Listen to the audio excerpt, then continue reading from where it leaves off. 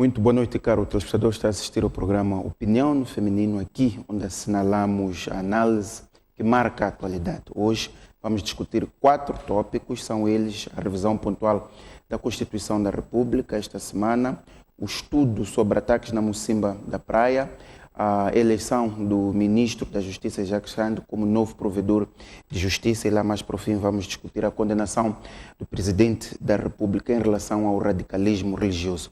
Para fazer o debate de hoje, conto com 2 convidadas, são ela Écita Segaúca, quem desde já cumprimento. Muito boa noite, Écita, e seja bem-vindo ao programa. Obrigada, Mucipo, boa noite. Cumprimento também aos nossos telespectadores e a Fátima. Cumprimento também a Fátima. Boa noite, Fátima, seja bem-vinda ao programa de hoje. Muito obrigada, boa noite, Mucipo, boa noite, Écita, e boa noite aos caríssimos telespectadores. Muito bem, Fátima, começo por si. Vamos ao nosso primeiro ponto, que é a revisão pontual da Constituição da República, sob o argumento principal do estabelecimento da paz efetiva. Vimos todas as bancadas, o MDM, a Frelimo e a RENAMO, a votarem a favor da revisão pontual da Constituição da República. A minha primeira pergunta é: qual é a sua análise a esta unanimidade entre as 3 bancadas relativamente a este processo de consolidação? Acompanhamos no princípio do processo o MDM a queixar-se de exclusão, mas vimos ontem o líder da bancada parlamentar a dizerem que se sentem confortáveis, aliás, e a participarem no processo. Qual é a sua análise ao fato das 3 bancadas terem se unido num momento crucial como este? Bom, em relação à unanimidade entre a Frelimo e a RENAMO, penso que tem uma justificação clara naquilo que é a disciplina partidária e naquilo que é também a orientação da discussão sobre a questão da descentralização que está a acontecer entre os 2 partidos. Em relação ao MDM, talvez seja um pouco no sentido de não vamos perder a oportunidade de participar neste debate. Poderia ter colocado muito claramente o seu posicionamento de não concordar em alguns aspectos da própria lei, mas o debate sobre a descentralização ele é importante, mas talvez não tenhamos que correr, e há alguns aspectos que, mesmo lendo aquilo que é o documento da primeira comissão, portanto, a gente vê que ainda há alguns aspectos que devem ser melhorados. Portanto, é de estranhar um pouco esta reengenharia, digamos assim, do posicionamento do MDM, mas ao mesmo tempo que compreendemos que talvez é no sentido de dizer, bom, nós não queremos ser vistos como os tais que estão a obstruir o processo de paz. Talvez eles tenham ainda alguma esperança de poderem influenciar o processo por dentro. Portanto, não me ficou muito claro qual foi, de facto, a racionalidade, se posso assim dizer, do posicionamento do MDM em relação, portanto, ao pacote. Mas está claro que é preciso que tenhamos esta discussão. A questão é qual é a orientação que vamos dar à discussão, uma vez que foi aprovado e pensamos que até meados de junho a discussão em plenária deverá acontecer. Não sei se ainda temos espaço para aprofundar, a Assembleia vai trazer reunir mais detalhes. Extraordinariamente numa próxima sessão, nos próximos dias, para exatamente discutir o aspecto de descentralização. O MDM, ao tomar esta posição, não será no sentido de não ser um entrave ao processo de paz, ver-se também como um partido participativo na construção e sobretudo para não ver o dedo acusador contra ele. Portanto, eu percebo nessa perspectiva, mas eu acho que enquanto alinha e deixa claro que nós vamos avançar e abraçar este processo, porque não queremos ser o entrave ao processo de paz, há questões de fundo que achamos, no caso o MDM, né, que é de achar que devem ser acauteladas, porque eu não penso que se tem que fazer um pronunciamento de sim, concordamos, vamos avançar, sem deixar um posicionamento claro e contundente sobre aquilo que são os grandes desafios e o fato de que está visto que o processo de centralização vai resolver paliativamente um problema imediato, mas há um problema muito mais profundo que uma revisão da Constituição mais profunda pode ajudar a resolver. E como dissemos, se calhar agora, ser o líder da RENAMO, já há alguma confiança de que, bom, ainda que percam as eleições, não há de haver ameaças à paz, mas continuamos a achar que as partes que concordam com a descentralização, no modelo em que não está claro aquilo que é a organização do Estado para garantir a partilha igual de oportunidades, a partilha, portanto, e aqui é mais uma descentralização administrativa, mas não de poder propriamente dita, tanto é que algumas funções continuam a depender, portanto, do governo central e não do governo provincial. Estamos a falar, por exemplo, da escolha ou indicação dos administradores dos distritos, que continua a ser ao nível Fátima, ainda vamos portanto, a esse ponto. acho que é possível alinhar no processo, mas deixar uma posição contundente de que,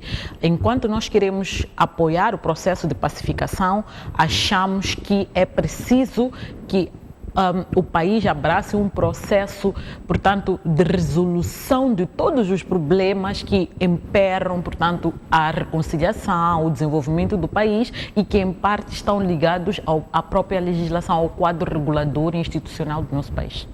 Écita, faço a mesma pergunta. Como é que viu este consenso encontrado entre as três bancadas para, enfim, avançar-se para o processo de descentralização? Bom, município, primeiro é preciso saudar, porque acho que momentos como estes em que as três bancadas convergem e, acima de tudo, temos as chefias destas mesmas três bancadas a verbalizarem, portanto, a sua satisfação pelos consensos alcançados, são raros no nosso Parlamento. Por isso é de saudar e a minha saudação especial é mesmo pelo momento, pelo contexto que se vive. Não podemos ignorar que o fato de este pacote ir à discussão numa altura em que Afonso da Gama não existe, traz também alguma expectativa sobre como é que vai ser tratado, assumindo que os consensos que existem foram basicamente construídos pela pessoa de Afonso da Gama e pelo Presidente da República. Portanto, qualquer alteração ou qualquer diferendo, podemos assim dizer, que eventualmente emergisse, poderia ser percebido como uma traição ou um sinal de estar a abandonar a linha que se seguia quando da Gama estava em vida. Portanto, poder-se constatar que, principalmente, a Frelimo e a Renamo, portanto, as bancadas parlamentares da Frelimo e da Renamo conseguiram chegar a um ponto comum de entendimento e ainda por cima reconhecer que aqueles pontos que eram divergentes, por exemplo, a questão da nomeação do administradores do distrito foram consensualizados e, portanto, poderia avançar para a discussão na especialidade. Eu penso que mostra que efetivamente está a haver um trabalho para que esta harmonização se encontre, não querendo dizer que não possam existir eventuais percalços, mas o espírito, eu penso que este é preciso ser saudado, existe, que é o espírito de o máximo possível avançar para a linha que foi negociada. Este espírito a que se refere, elimina aquele receio que existia de as negociações enfrentarem alguma lentidão face ao desaparecimento físico da Afonso da Gama. Com este posicionamento fica claro que o diálogo está a andar, está saudável, mesmo sem Afonso da Gama. Exatamente. Pelo menos, como dizia quando falo do espírito, o Presidente da República voltou, mesmo depois da morte de Afonso da Gama, a reafirmar o seu compromisso para fazer tudo para que o pacote de descentralização avançasse e também que este pacote avançasse nos termos consensualizados, portanto, com o líder da Renamo. Garantiu também que ia prosseguir com os esforços com a nova liderança interna, com o coordenador da Renamo e já comunicou também que já está a falar, a dialogar. Portanto, eu penso que este diálogo, estes resultados mostram que sim, há diálogo. Aquilo que a Renamo, até a morte de Afonso da Gama, continuava a exigir e era o que, do outro lado, parecia não estar consensualizado, foi harmonizado. Penso que é um sinal bom, é um sinal produtivo, mostra que não há vontade só de uma das partes, mas de ambas e que as pequenas questões técnicas, se é que podemos assim chamar, existentes, podem ser tratadas caso a caso, não comprometendo, no entanto, o pacote como um todo. É preciso reparar que temos eleições autárquicas daqui a pouco tempo. Próximo ano, portanto, outubro, teremos também, e há ainda um grande trabalho que precisa de ser feito, principalmente para as eleições que temos em outubro de 2019, que são essas que vão eleger os governadores provinciais, e as de 2024 que vão, portanto, que efetivamente teremos os administradores. Portanto, há aqui um trabalho que ainda precisa ser feito no sentido de criar legislação específica. Portanto, o que existe aqui são consensos para o pacote, vamos lá, global, mas ainda muito trabalho que tem que ser feito específico para mexer... Criar e rever as leis ordinárias. As leis ordinárias que vão poder conformar-se com este pacote. Portanto, é preciso mostrar sinal, pelo menos, de abertura, de poder ouvir e ir cedendo. E aqui entra o meu comentário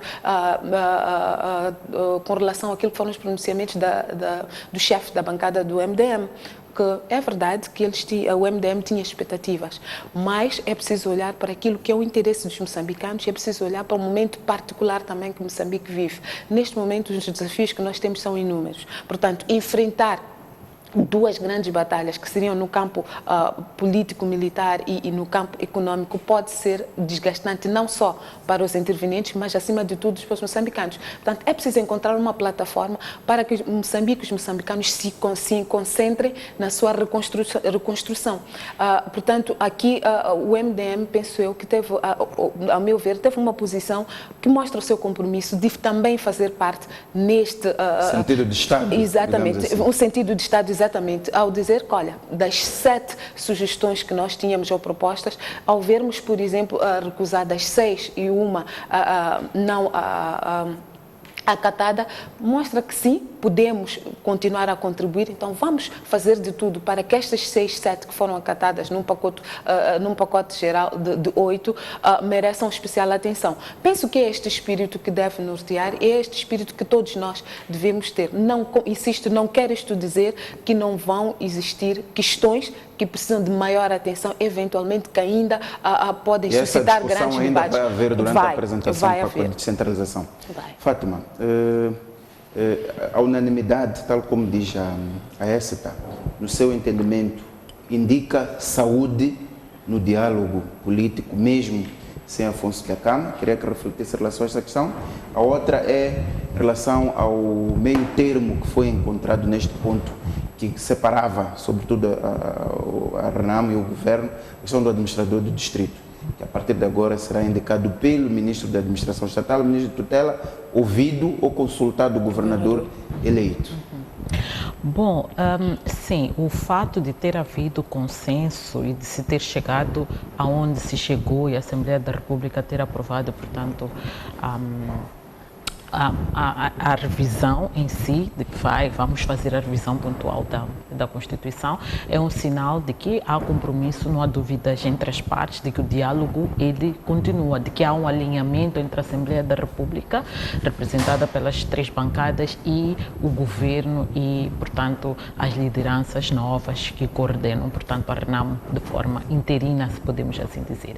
Isso significa que, apesar de Dhlakama ter ido embora, ter falecido, há uma clareza de que os processos não começam e não terminam com Dhlakama, que é preciso continuar, até porque não sabemos onde é que estão os reais focos, portanto, de desestabilização do país, quem os controla, etc, etc. Eu acho que isso é importante e eu não tinha dúvidas sequer que este processo haveria de regredir, no sentido de o governo dizer, bom, agora não queremos mais, porque nós não sabemos exatamente quem são as pessoas que, os tais homens armados, quem os controla, etc, etc. E nós sabemos que o líder da RENAM, em certa medida, ele estava a ser conduzido também em linha a responder àquilo que são os anseios destas pessoas, de tal forma que a presidente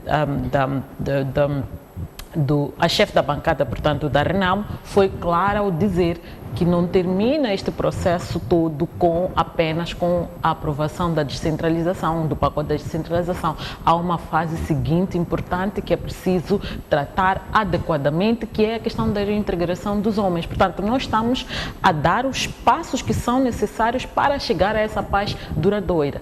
E, neste momento, estamos a chegar a um ponto que era aquele que parecia que é o ponto de não retorno para Renamo, do tipo, nós queremos governar nas zonas onde nós ganhamos, portanto queremos assegurar que nas próximas eleições nós vamos governar onde nós ganhamos.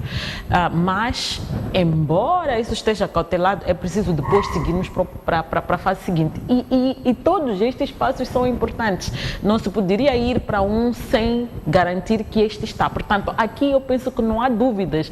A Frelimo, que cometeu o erro, em certa medida, de acreditar que a resposta armada poderia resolver o problema e nós ficamos numa situação de guerra não declarada prolongada, e penso que aprendeu a lição de que não, é preciso seguir os processos, e quero acreditar que, imbuído também um pouco de sentido de Estado, estou a ser otimista, a própria Frelimo está a tomar este processo como um processo importante para a pacificação do país, e eu repito, a pacificação do país não vai ser efetiva só com a partilha de poder, se podemos assim dizer, ou transferência de alguns poderes administrativos entre as duas partes, mas é por resolver um problema muito maior, que é do acesso às oportunidades, o acesso à riqueza, porque é isto que no final do dia nos divide, é isto que no final do dia a própria Renamo está a procurar. Daí que quer garantir a integração dos seus homens também no sistema. Fátima, o administrador do distrito, o meio termo que foi encontrado aqui na Assembleia da República. Bom, quero acreditar que este é um meio termo que eu acho que não poderia não ter passado assim. Como é que deveria ter passado? O governador do distrito, o governador da província, porque nós estamos a dizer que a província é composta por vários distritos, certo? Nesta fase em que não há eleições, por que nós não deixamos o governador nomear, portanto, os administradores do distrito? Qual é o problema com isso? Se nós estamos a dizer que o governador ele tem poderes, vai indicar, portanto, as figuras que compõem o seu conselho, e os distritos poderiam ser também, até 2024, uma parte também dos conselhos, porque a província não há de ser avaliada e nós dizemos, ok, onde é que começa e termina o papel do administrador, do governador? Se o administrador é nomeado pelo ministro e o ministro é nomeado pelo presidente da República, imaginemos que o presidente da República e o governador pertencem a partidos diferentes, qual é o alinhamento que há de haver entre este administrador? Embora o governador seja ouvido, há de ser ouvido para que efeitos? Nós sabemos de vários sistemas que nós temos, por exemplo, a nomeação do reitor das universidades públicas. É ouvido o conselho, acho que é o conselho científico, qualquer coisa assim, mas no final do dia o presidente da República decide. Houve uma situação, penso que foi na Universidade Eduardo Mondlane, em que a entidade que deve ser consultada foi consultada, apresentaram propostas, no final veio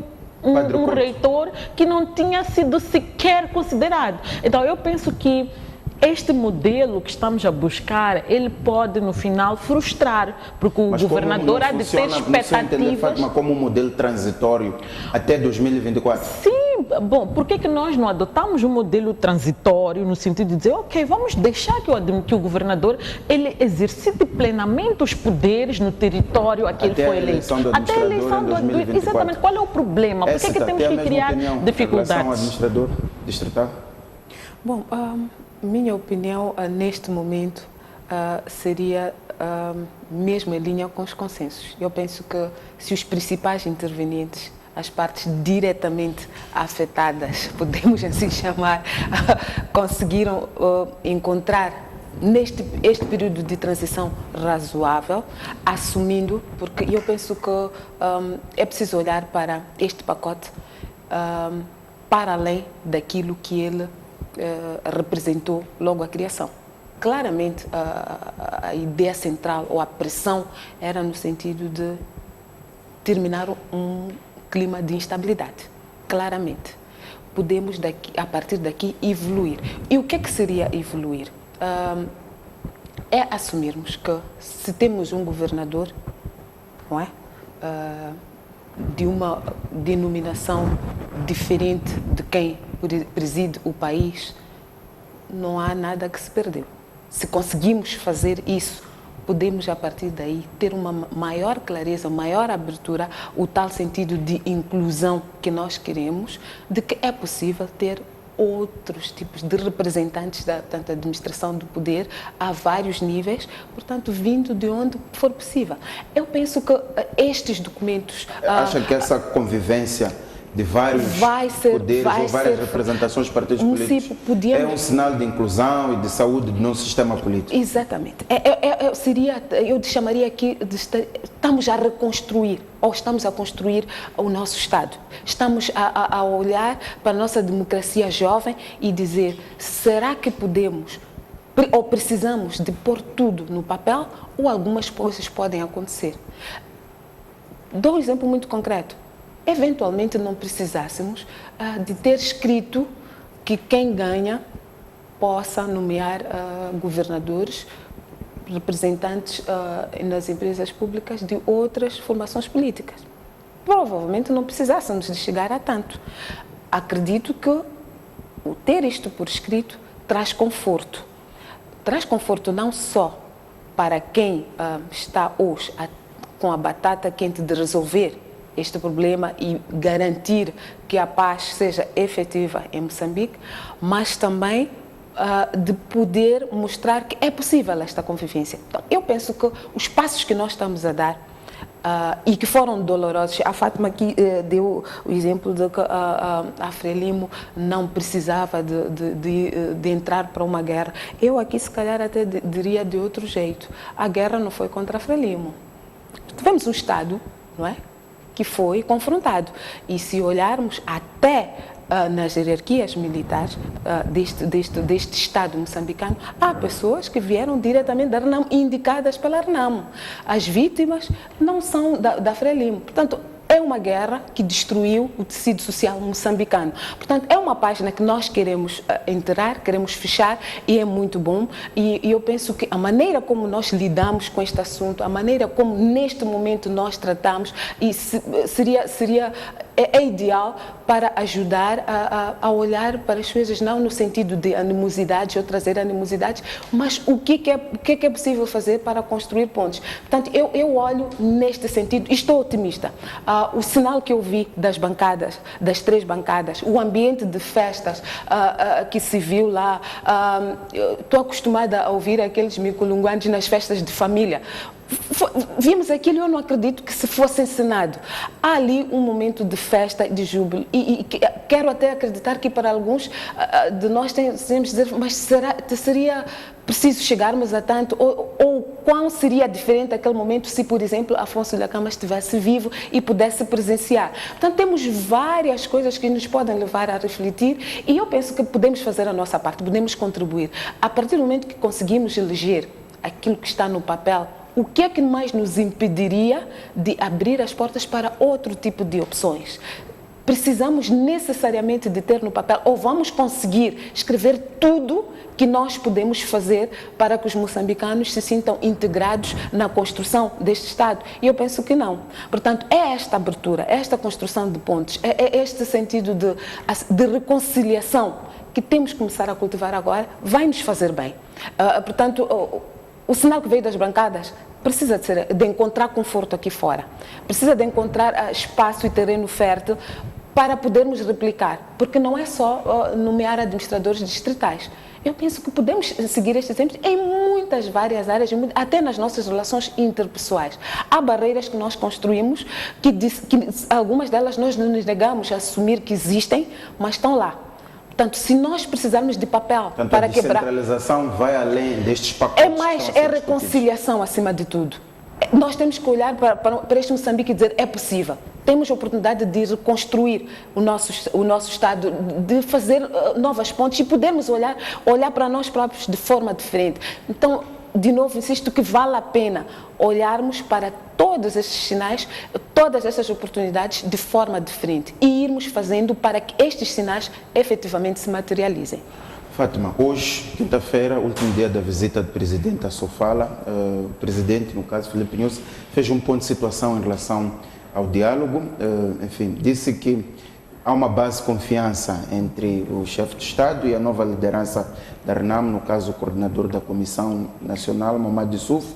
Disse que conhece muito bem a ala militar da RENAM e pediu serenidade e também revelou que há pessoas que estão a, digamos, sabotar o processo e que pretendem aparecer. Qual é a sua opinião em relação a esta intervenção última do presidente? E, sobretudo, esta ideia é recorrente sempre o presidente vir a público dizer que há quem quer tentar influenciar o diálogo político para assumir protagonismo. Sobretudo, o tentarmos perspectivar a quem o presidente está a apontar o dedo. Bom, a questão da confiança entre o presidente e a nova liderança da RENAM, penso que ficou vincada no próprio discurso durante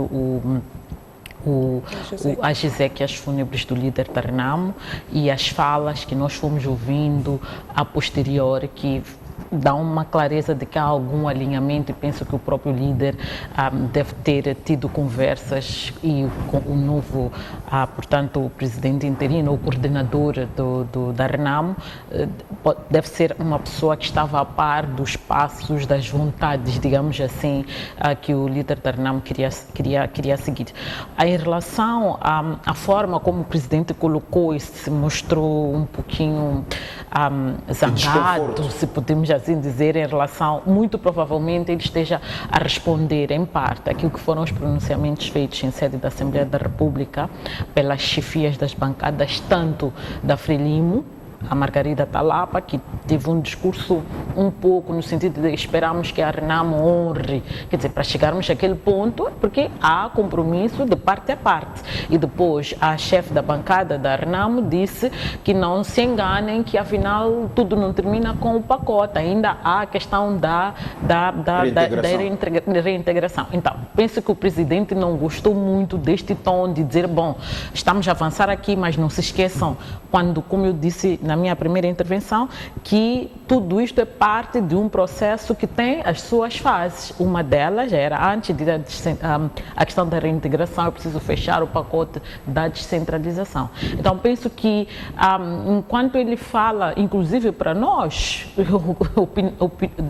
que omitimos as nossas opiniões, a sociedade como um todo, penso que muito particularmente ao posicionamento ou às falas das chefias das duas bancadas, mas também penso que o próprio presidente deve estar a falar um pouco mais para dentro do seu próprio partido, porque talvez ele não esteja a encontrar dentro do partido todo o amparo e o acarinhamento que se calhar ele esperava receber para poder dar seguimento a este assunto. E eu tenho estado a defender que o presidente da República, pelas circunstâncias em que ele entrou ao poder, ele não tem mais nada para dar aos moçambicanos senão a paz. Então, ele segurou o dossiê da paz e ele não quer que ninguém o atrapalhe ali. Dinheiro para resolver os problemas econômicos e sociais não tem.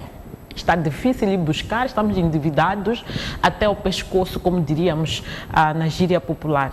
Mas há uma coisa que está ao nosso alcance, que é dialogar com os outros, encontrar uma solução para resolver os problemas do país, e um desses problemas é a questão da paz, que ele se comprometeu e ele segurou.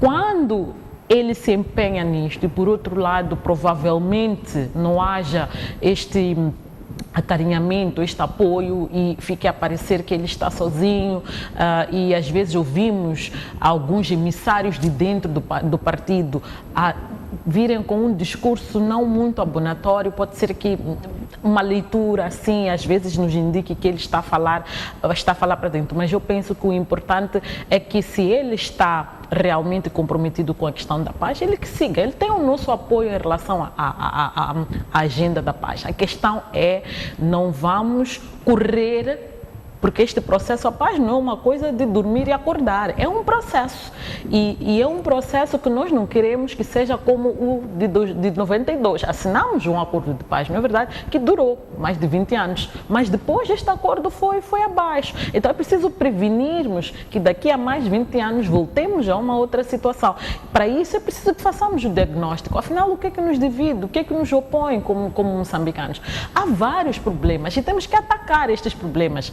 E eu defendo, e na linha do que a Écita estava a dizer em relação, em justificação à questão dos administradores, que bom, este é um momento de reconciliar, de trazer várias sensibilidades para o mesmo governo. E eu diria, não precisamos correr para fechar o pacote de descentralização no modelo em que nem todos nós estamos satisfeitos e acreditamos que vai resolver efetivamente os problemas, e vamos demonstrando este interesse de integrar as pessoas. Qual era o problema de depois das eleições de 2014, em 2015, por exemplo, integrar as pessoas da oposição no governo, como ministros, como governadores, como administradores? Teria sido um exemplo prático de que de facto estamos interessados na reconciliação, etc. Qual é o problema de, nas eleições que vêm, ao invés de corrermos para fechar um pacote que ainda há coisas profundas por esclarecer e irmos para uma coisa consistente, sólida, da qual amanhã não nos vamos arrepender de dizer que podíamos ter feito melhor, e irmos ensaiando esta boa vontade, esta ideia de que estamos reconciliados, estamos abertos a receber outras pessoas, e não precisamos ter isso na lei de facto. Para não precisarmos ter na lei, senão vamos ter leis imensas que ninguém consegue decorá-las, vamos praticar agora, mostrar às pessoas que é possível fazer diferente, é possível integrar diferentes sensibilidades e estarmos juntos. Muito bem. Écita, qual é a sua opinião em relação à intervenção do Presidente da República hoje sobre a questão do diálogo, mas sobretudo queria que refletisse a quem é que o Presidente se refere ou aponta quando diz que há gente que está a influenciar o diálogo político para aparecer, para ganhar protagonismo. A ideia daqui da Fátima é que eventualmente os discursos das bancadas maioritárias ontem não tenham soado bem, mas que o discurso também pode ser para dentro do Partido Frelimo. Bom, neste momento eu primeiro gostaria de poder ter uma bolinha de cristal, não é? Para poder corretamente ajuizar o que ia na cabeça de Sua Excelência Presidente da República e para quem é que ele falava. E o meu comentário, o segundo comentário era que em situações como estas eu consigo perceber a delicadeza que acompanha todo este processo, a delicadeza que deve ser 24 horas por dia do Presidente da República, porque ele é acumulativamente o Presidente de todos os moçambicanos, e comunica, fala, toma decisões, pensa por todos nós e faz por acomodar todas as opiniões, todas as sensibilidades, pelo menos as que ele tenha ciência, mas é também, sim, o presidente da Frelimo, como a Fátima aqui deixou passar, que deve estar a falar para dentro, para os seus próprios camaradas que eventualmente não o suportam. Pode ser, mas eu também diria, como a Fátima também disse, e bem, ele eventualmente ouça o que se diz, ou ouve-nos também em momentos como este, em painéis como estes, em que nós também, quando ele faz um discurso 100% reconciliatório, e deposita um pacote de descentralização, não é? Que ele ficou 2 anos e meio, 3, a liderar pessoalmente. Quando ele faz este depósito, não é palmas de todos os moçambicanos em pé. Há painéis como estes em que dissemos, não é isto que nós queríamos. Mas ficamos 2 anos e meio a dizer, presidente, queremos isto. Outros, os camaradas exigiam, os outros, Sua Excelência, o presidente, portanto, todos estes estão ali a convergir para uma pessoa. Por isso que eu percebo, em algum momento, que ele tem que se repartir em todas estas sensibilidades. Portanto, eu acredito que quando ele tem momentos como este, está a falar para os moçambicanos. Cada um na sua casa, na sua organização política, na sua igreja, está a falar para os moçambicanos, porque este processo, este pacote de descentralização não vai beneficiar aos camaradas, não vai beneficiar a Renamo, não vai... Se há uns que não estão satisfeitos ou outros que estão muito satisfeitos, infelizmente as leis não são aprovadas para beneficiar quem votou a favor ou para prejudicar quem votou contra. A partir do momento que este pacote passar, ele passa a ser vinculativo para todos os moçambicanos. Portanto, tudo aquilo que são constrangimentos e que são normais num processo em que ocorrem mudanças, são normais num processo em que algumas destas mudanças não eram esperadas, são normais em processos em que, sim, Filipe Jacinto Nyusi, como presidente de uma formação política, tem também dos 4,5 milhões de membros, tem também um e outro que eventualmente não queriam que o rumo fosse este, do mesmo jeito que nos 27 milhões, 29 dos moçambicanos, há também outros que que ainda acreditam que a solução podia ser outra, desde persistir na luta, na guerra, desde prolongar mais um minuto ou já ter tido parado ontem. Portanto, todos nós vamos ter que encontrar alento e conviver com este pacote. Portanto, tudo aquilo que sejam constrangimentos e que o presidente sinta em algum momento que lhe tira o conforto que ele precisaria para avançar, é mesmo para os moçambicanos. Porque neste momento nós não temos como nos separar de dentro, de fora, do lado, de cima, somos todos moçambicanos. Portanto, neste processo vamos todos entrar para o pacote de descentralização, os que gostam, os que não gostam, os que estão satisfeitos, os que não estão, vamos entrar para ele. O que poderemos fazer é exatamente o que o presidente aconselha ou apela, não nos metermos para estragar, não nos metermos para criar rupturas, mas para contribuir.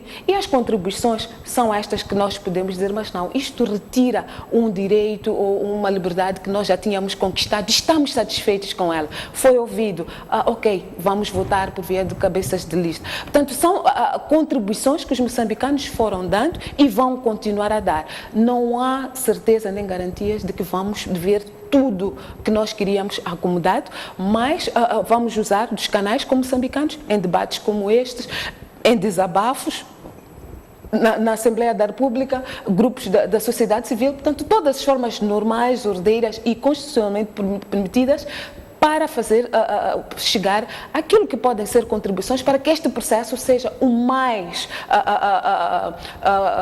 próximo das aspirações dos moçambicanos. Portanto, repito, dos moçambicanos na sua globalidade. Em nenhum momento quero eu acreditar que estaremos 100% satisfeitos com este processo. Não é possível, nunca foi possível. São processos, são dinâmicos, as pessoas também têm as suas expectativas. Há uns que estavam satisfeitos com o caos que se encontrava. A maioria dizia e clamava, marchou, exigiu, implorou que houvesse um engajamento para a paz. Este engajamento aconteceu, então neste momento vamos apoiar o processo. Muito bem, vamos então passar para o nosso outro tema, que é a eleição pela Assembleia da República do atual, ainda é Ministro da Justiça para provedor de Justiça.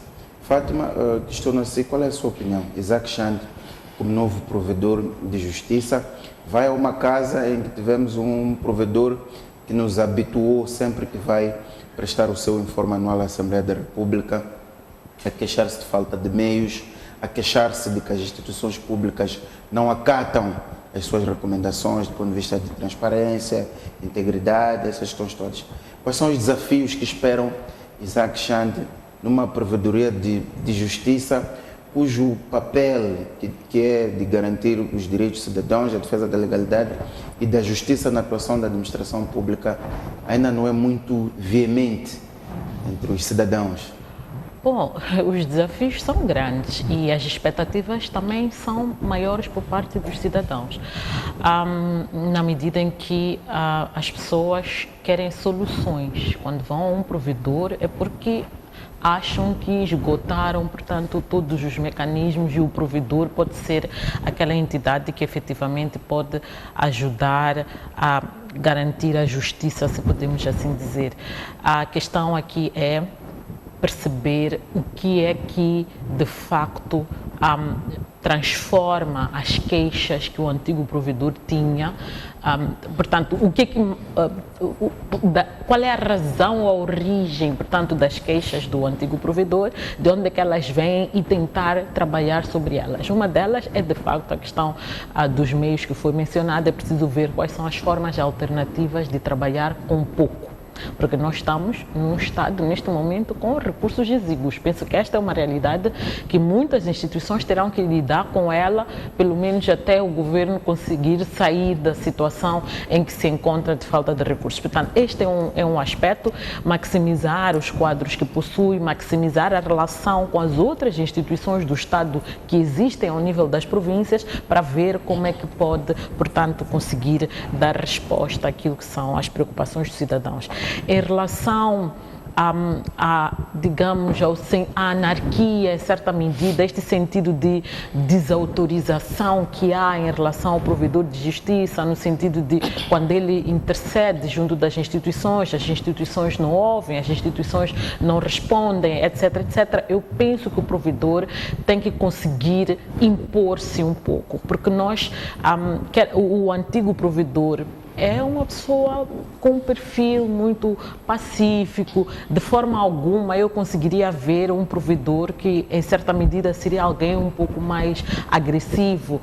E o Isaac Chande tem a vantagem de ser relativamente jovem em relação ao atual provedor, mas o fato de o Isaac Chande estar a sair do governo e a maior parte das instituições que são, portanto, chamadas, e quando falamos num contexto de partidarização do aparelho do Estado, e para ele estar no governo significa que tem ligações fortes com o partido no poder, que é esse mesmo que controla o Estado, então aí vamos ter problemas de ter as instituições a respeitarem-no pelo fato de este é nosso. Ele está lá, podemos à vontade relaxar que não nos vai acontecer nada. Então eu penso que aqui é lembrar que contou com votos não só da Frelimo, como da Renamo, e muitos votos da Renamo. Então é preciso lembrar que já não está ali para servir os interesses de grupos, mas está ali para servir os interesses de uma nação. Garantir a justiça é um aspecto importantíssimo para um Estado de Direito democrático. É preciso assumir o cargo com verdadeiro sentido de Estado e assumir, portanto, o risco de, em algum momento, virar uma persona não grata. Portanto, eu penso que este provedor, apesar de não achar que propriamente tenha um perfil, não acho ele uma pessoa propriamente agressiva, quero que ele me surpreenda. Como eu disse, ele é jovem, temos esperança nas pessoas jovens, mas é preciso assumir o sentido de Estado, fazer a diferença mesmo num contexto adverso. Portanto, esperar ser persona não grata. Eu quero cada vez mais ver pessoas que dizem, bom, eu não me importo mais se serei bem ou mal visto pelos grupos, mas pelo menos vou cumprir a minha missão de garantir aos moçambicanos aquilo que lhes é de direito. Eu penso que este é o grande desafio que ele tem. Isaac Chande, como provedor de justiça, se concorda com a Fátima nesta ideia de que, de alguma forma, pode estar condicionado por vir do governo e ter ligações com o Partido Frelimo? Até que ponto é que isto pode contribuir para um menos engajamento da Provedoria de Justiça? Okay. Primeiro vou começar por felicitar o Dr. Isaac Chande pela eleição ao cargo de Provedor da Justiça. Espero que ele, enquanto não toma posse e jure perante o Parlamento e perante os moçambicanos, se dedique a ir ver um bocadinho mais o que é isto de provedor de justiça, o que é que os moçambicanos esperam de um provedor de justiça, para quando chegar à altura dele estar mais do que consciente. Eu tenho certeza de que ele, como Ministro da Justiça, lida com várias questões, incluindo de moçambicanos que, de alguma forma, não têm acesso à justiça.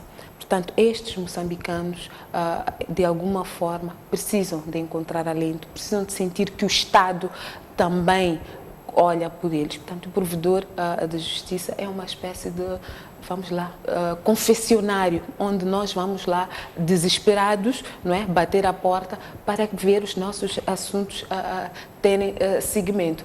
Portanto, é uma figura que, não estando na ribalta, tem um grande peso.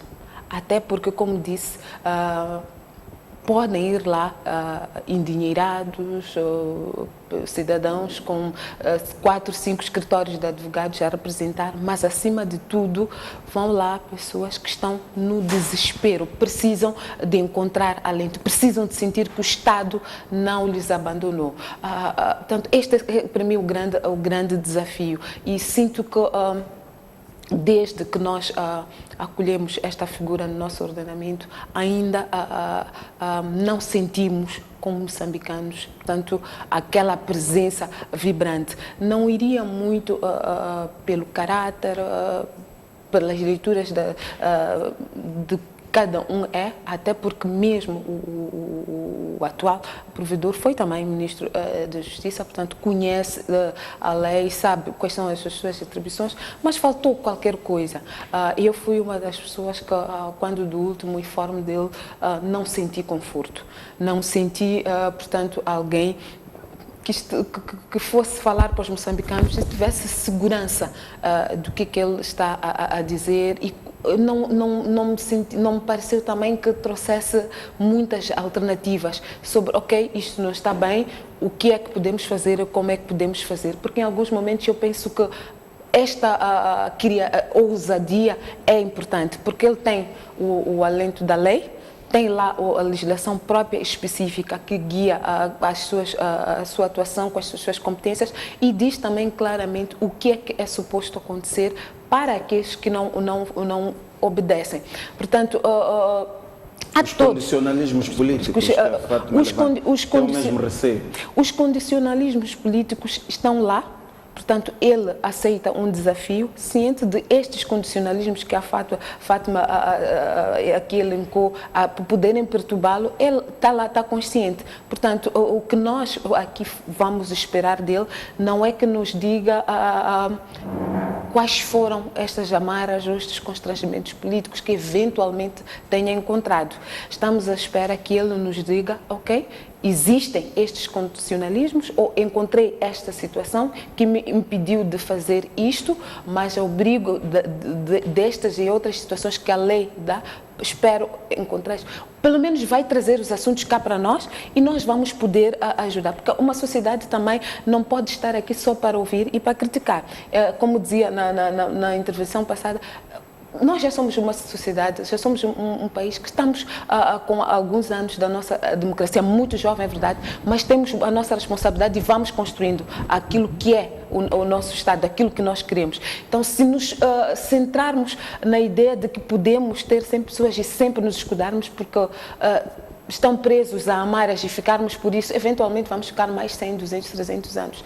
Então, espero que, no mínimo, que se for esse o problema, que nos traga abertamente, que os informes digam exatamente isso, porque não me parece que alguém já se tenha queixado disso. Dizer que um ministro não me recebeu, ou que solicitei uma informação a determinada instituição e não recebeu, tudo bem, e a seguir, o que é que aconteceu? Não recebeu, o que é suposto acontecer? Que passos foram tomados? Portanto, que partilhe isso conosco, que nós também vamos saber, como moçambicanos que clamam por justiça, vamos saber como pressionar e como também quebrar barreiras para que esses condicionalismos ou sejam eliminados, ou no mínimo venham diminuindo, porque de alguma forma teremos que evoluir, e nós vamos cobrar, sim, vamos cobrar, porque, como disse, é uma figura que os moçambicanos disseram, precisamos. Depositam muitas expectativas. E foi uma exigência, uma necessidade. Então, há expectativas que precisam de ser que precisam de encontrar alento. Cobertas. Muito exatamente. Bem. Ficamos com 10 minutos, vamos então passar para um último tema e não menos importante por isso. Esta semana foi apresentado na Universidade Pedagógica um estudo sobre os ataques na Mocimba da Praia. O título é Radicalização Islâmica no Norte de Moçambique, o caso da Mocimba da Praia. Há aqui algumas notas em relação aos jovens envolvidos nestes ataques. São jovens socialmente marginalizados, sem emprego formal, sem escolarização, vendedores de mercados informais, jovens imigrantes de países como Tanzânia, Somália e região dos Grandes Lagos. As suas condições são degradantes. As fontes de financiamento são atividades ilícitas, madeira, carvão vegetal, marfim e rubis, e doações de fora e dentro do país, entre outras grandes linhas que são levantadas neste estudo. A minha pergunta, Fátima, é qual é a leitura que faz às questões que são aqui apresentadas? Bom, eu não tive ainda tempo de ler o relatório como o estudo, portanto, para compreender com mais detalhes sobre aquilo que são os resultados, mas eu li nos noticiários, nos jornais, aquilo que os autores, portanto, da pesquisa apresentam como resultados ou como razões da radicalização, aquelas que o município levantou, e eu penso que fazem todo sentido. Se nós formos a olhar um pouco para a forma como as pessoas têm estado a ser radicalizadas, sobretudo estes grupos que nós vemos surgirem no Quênia, etc., elas são muito conquistadas pela ideia de que nós temos soluções para vocês que os governos não estão a ter, a ideia de que nós podemos criar-vos melhores condições de vida, dar-vos emprego, dar-vos educação, etc., etc., e as pessoas de facto estão desesperadas. Ninguém gosta de viver na pobreza. Ninguém gosta de viver numa situação quase de marginalização, numa situação de não acesso aos serviços, não acesso às oportunidades. É sempre um perigo. Então, eu penso que este estudo, ele tem a validade de trazer para o debate público um aspecto bastante importante a ter em conta em como aqui, quando elaboramos as nossas políticas públicas, conseguimos responder aquilo que são as questões que afetam diretamente a vida dos países, dos moçambicanos. E penso que esta realidade é um pouco a realidade retratada por um estudo que foi coordenado pelo professor Carlos Serra sobre a questão, cujo título do livro é Cólera é Catarse, onde ele discute um pouco esta questão do chupa-sangue na província da Zambésia e um pouco em Nampula, onde a ideia de inventar ou de se criar a figura do chupa-sangue não é porque existe alguém que chupa sangue das pessoas, mas é a ideia de que nós vamos ao hospital, não temos acesso ao tratamento, não temos acesso aos medicamentos e no final do dia morremos. Nós trabalhamos, vamos a Machamba, mas no final do dia não temos suficiente para comer.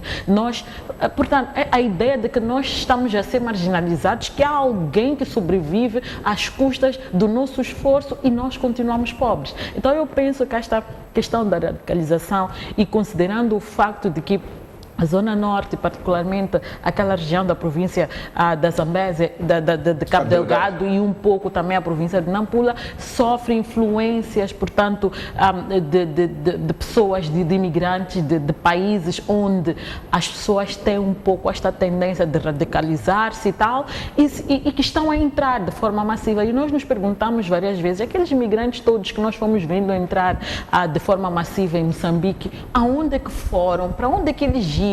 Dizia-se em algum momento que eles iam à África do Sul, que o destino era a África do Sul, mas os estudos hoje nos estão a mostrar que eles se estabeleceram em algum lugar e nós, de certa forma, perdemos algum controle destas mesmas pessoas. E o fato de estas zonas é onde grande parte de recursos que tornam pessoas endinheiradas, porque não ficam ricas, ficam endinheiradas, circula lá este dinheiro. Estas pessoas, de certa medida, também são usadas um pouco para facilitar esses esquemas. Então, eu acho que o estudo, ele nos trouxe para o debate questões bastante importantes, que é preciso refletirmos. A Assembleia da República tem que refletir quando discute os planos econômicos e sociais, o plano quinquenal do governo, o próprio governo, quando elabora o seu plano quinquenal, quando estamos a pensar num plano de desenvolvimento, é como é que vamos lidar com os problemas das assimetrias sociais, das assimetrias econômicas, a questão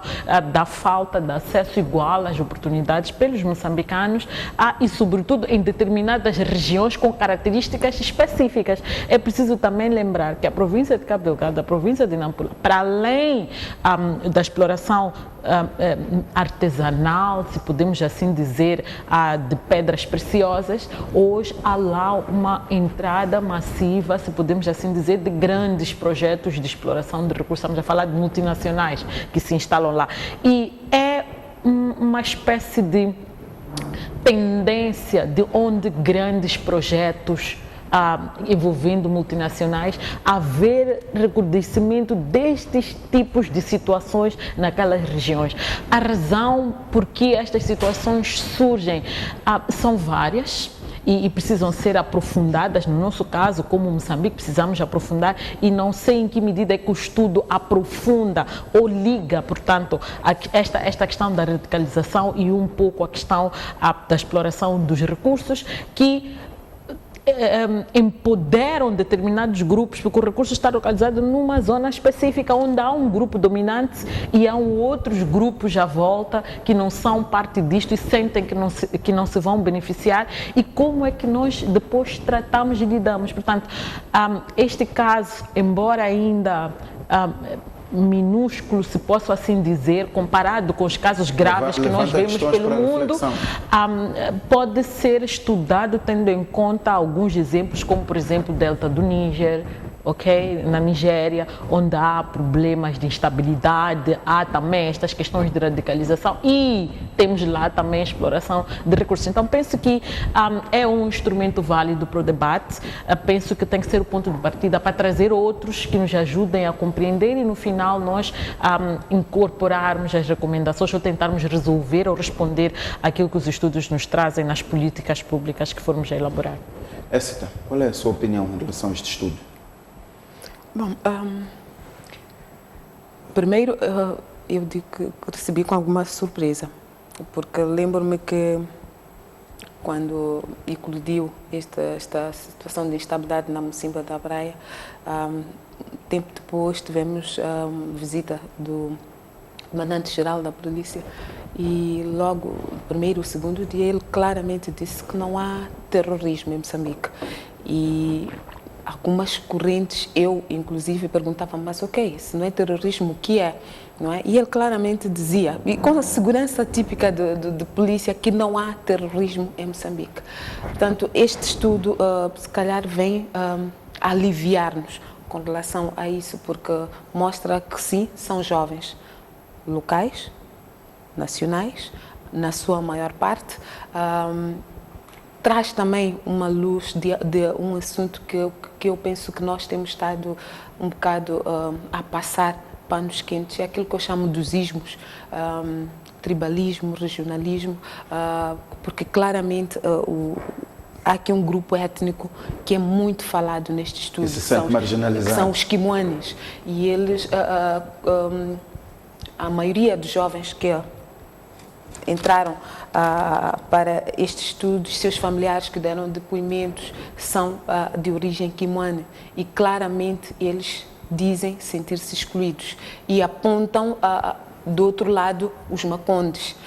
Portanto, há aqui duas etnias, há aqui dois grupos que têm jovens e uns sentem que outros ocupam o seu espaço, ficam com os seus empregos. Há jovens que saíram para estudar, portanto, voltaram para a Mocimboa da Praia, para a Macomia, para Montepuez, como líderes religiosos. Por uma e outra razão, não tiveram acolhimento nas mesquitas locais e estes jovens também, portanto, líderes religiosos radicalizaram, começaram a infiltrar-se, portanto, através de laços familiares, foram recrutando por casamento, foram recrutando outros jovens, mas também fizeram a sua propaganda. Venderam a ideia de que, sabe, nós quimoanes estamos na nossa terra e trabalhamos para os outros, não é justo, não é aceitável, então nós temos que criar uma nova ordem. Portanto, seria uma nova ordem social onde estes quimoanes igualavam-se ou vão sobrepor-se aos macondes. Portanto, há mais do que um grupo de jovens, porque também o mesmo estudo fala de pequenos comerciantes locais. Há sim jovens excluídos, portanto, com todas estas características que o município aqui falou, mas também há um grupo de pequenos empresários locais. Portanto, se são empresários, se têm alguma influência e ascendência econômica, não podemos estar a falar de pessoas com condição de vida degradante. Portanto, é uma pequena classe burguesa de Macomia, de Montepuez, e com acesso, portanto, a recursos para repartir e também para buscar outros mais, porque eles conseguem furar para chegar o mais próximo possível das minas e fazer um negócio. Portanto, há aqui uma nova ordem que se está a atender. Podemos ficar pela conclusão simplista de que é exclusão social. Mas eu acho que, até porque os próprios autores do estudo dizem que esta é uma pesquisa ainda exploratória e que vão fazer estudos, eu penso que estes estudos mais avançados deviam chegar a nós mais rápido possível para termos clareza do que é. Não querendo, de forma alguma, apagar a exclusão. Mas podemos também olhar que isto pode ser usado, porque durante muito tempo não consegui perceber que alguém que tem recursos, que é pequeno comerciante, pode reclamar condições de vida degradantes. É uma contradição, mas este alguém pode usar jovens que de fato têm problemas de emprego, têm problemas de acesso à educação e que daí começarmos a criar uma nova forma de ser de estar. Um fato também que achei interessante neste estudo é que estes jovens que se radicalizavam treinavam e eram treinados por militares da Guarda Fronteira, expulsos, por policiais expulsos e em quintais. É mesmo ao ar livre, não havia um grande esforço de se esconder o que estava ali a passar. Portanto, podemos assim olhar para uma vertente, mas se calhar temos que começar a pensar se nós, os moçambicanos, ultrapassamos os nossos ismos todos. Estamos todos decididos que é possível. Macondes, Quimoanes, Ndaus, Cenas, falo de Ndaus e Cenas porque eu sou originária da Beira e há muito disto, Xanganas e Marongas, podemos olhar, mas, portanto, nós somos um grande mosaico cultural. O fato de termos 5 vamos lá, PCAs, Ndaus, depois termos 2, seria suficiente para dizermos, temos que aprofundar isto, se calhar nós estamos a querer avançar para uma reconciliação e há ali pequenas coisas que ainda estão muito presentes em nós e precisam ser resolvidas. E um exemplo muito gritante que nós sempre abordamos esta questão com a necessária timidez, porque não queremos nos chocar, é quando aproximam-se eleições autárquicas. Vimos agora, por exemplo, em Nampula, em que a tônica dominante era: não é filho daqui, não vem para nos governar, vem para nos mandar. Então começam sim coisas muito pequenas e se estes pequenos grupos puderem ter acesso a armas, se for uma região rica em minerais, em recursos e que podem ser explorados ou podem de alguma forma ser usados para que a ECITA, que aspira a um emprego e não tem, que tem uma mãe com problemas de saúde e tem dificuldades, portanto isto pode ser usado. Então vale a pena olharmos primeiro para estes nossos ismos, se é tribalismo, se é racismo, se é regionalismo, o que é, tratarmos com maior lucidez que se impõe, para depois termos clareza das tais definições que a Fátima avançou sobre as nossas políticas, porque penso que as políticas são sobre pessoas, não é? Mas pode ser complicado definir políticas para Macondes, políticas para Quimoanes, políticas para, vamos lá, elevar, não consigo perceber ainda como é que faríamos esta distribuição. Então podemos correr para algo muito macro, quando afinal os nossos problemas ainda são elementares, são ainda básicos, e nós acharmos que já temos um Moçambique e que nos aceitamos com as nossas diferenças culturais, religiosas, afinal não é bem assim. Então são questões que eu penso que este estudo abriu e sob a batuta de exclusão social, de tribalismo, regionalismo, há espaço para aprofundarmos muito mais, não só no caso de Mocimboa da Praia ou de Cabo Delgado, mas de Moçambique todo, Outras porque zonas nós, do país. exatamente, porque nós temos estas convergências, temos um grande, como disse, mosaico cultural, temos várias etnias, várias tribos, então vale a pena percebermos como é que nós relacionamos uns com os outros. Muito obrigado, Esser Tascaúque. Muito obrigado, Fátima Membir. Caro telespectador, o nosso programa fica por aqui. Até daqui a 7 dias.